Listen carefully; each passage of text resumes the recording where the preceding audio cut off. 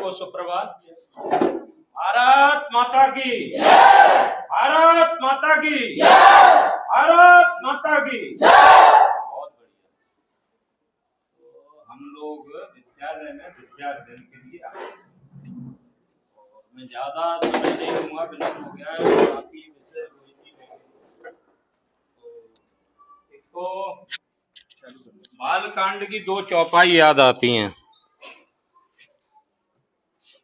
जब हम पढ़ने जाते हैं विद्यालय में। तो उसमें बालकांड में चौपाई है कि गुरु गृह गए पढ़न रघुराई और अल्पकाल विद्या सवाई।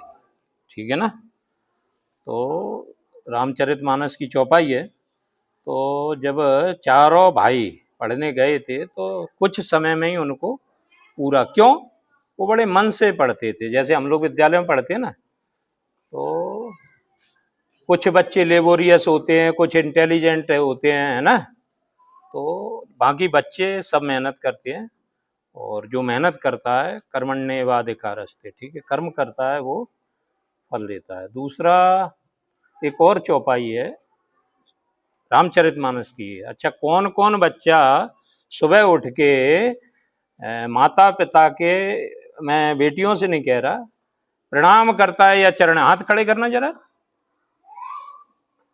वाह, कम है, सबको करना चाहिए, ठीक है ना। तो प्रात काल उठ के रघुनाथा, ठीक है ना, और मात पिता गुरु नावई माथा, ये भी एक चौपाई है। तो क्या है, पहला प्रथम गुरु माँ, पिताजी और अपने गुरु। यहाँ विद्यालय में आते हो तो सभी, जैसे क्लास में क्लास टीचर आते हैं तो आप सब बोलते हो ना गुड मॉर्निंग, बोलते हो कि नहीं बोलते। तो ये अपने गुरु हैं। गुरु के प्रति हमारा कुछ कर्तव्य होते हैं, उन्हें सम्मान देना। कुछ विद्यालय में कोटेशन भी लिखे रहते हैं ना, शिक्षार्थ आइए सेवार्थ जाइए, है ना। शिक्षा ग्रहण करने हम लोग आते हैं और जब पढ़ के स्कूल हो, विद्यालय हो या अपन महाविद्यालय से जब शिक्षा ग्रहण करते हैं, किसी सेवा में जाते हैं, अलग अलग सेवाओं में हम लोग जाते हैं। कोई पुलिस में जाता है, कोई प्रशासनिक सेवा में जाता है, कोई शिक्षक बनता है। तो वो कहाँ जाते हैं, समाज में सेवा करने।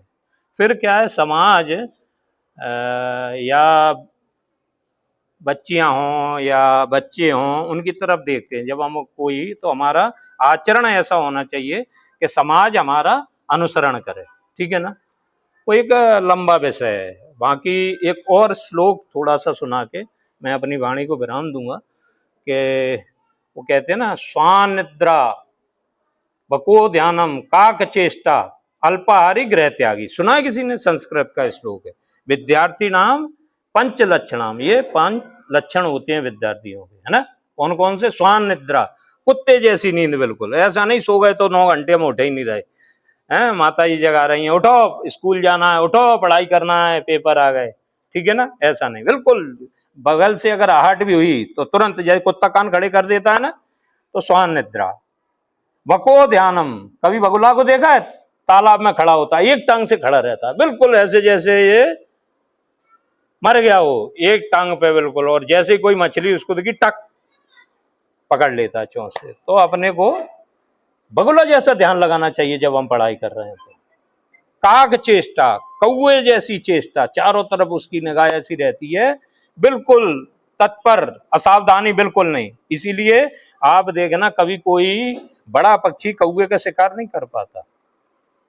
फिर चौथा कौन सा है, अल्पाहारी। ऐसा नहीं है 8-10 अपने करी, अब आलस आ रहा, मैं नहीं पढ़ रहा, मैं सोने जा रहा हूं, ठीक है ना।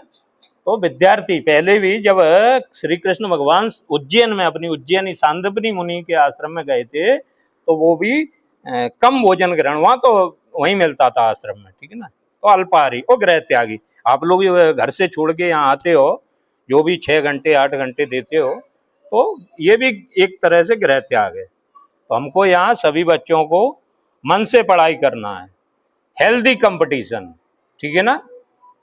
सभी में नहीं, हमको अपने विद्यालय का नाम रोशन करना है, अपने गुरु का नाम रोशन करना है। हमको चाहे वो बोर्ड परीक्षा हो या अपनी कैसी भी क्लास की परीक्षा हो, उसमें कंपटीशन होना चाहिए कि नहीं साहब, हमको एक दूसरे का सहयोग करते हुए आगे जाना है। पूरे मध्य प्रदेश में इस स्कूल का नाम अपने को रोशन करना, ठीक है ना। इतनी बात कहकर मैं अपनी वाणी को विराम देता हूँ और बाकी अब आगे का विषय रोज जी भाई से मैं आग्रह करूंगा, रोज जी।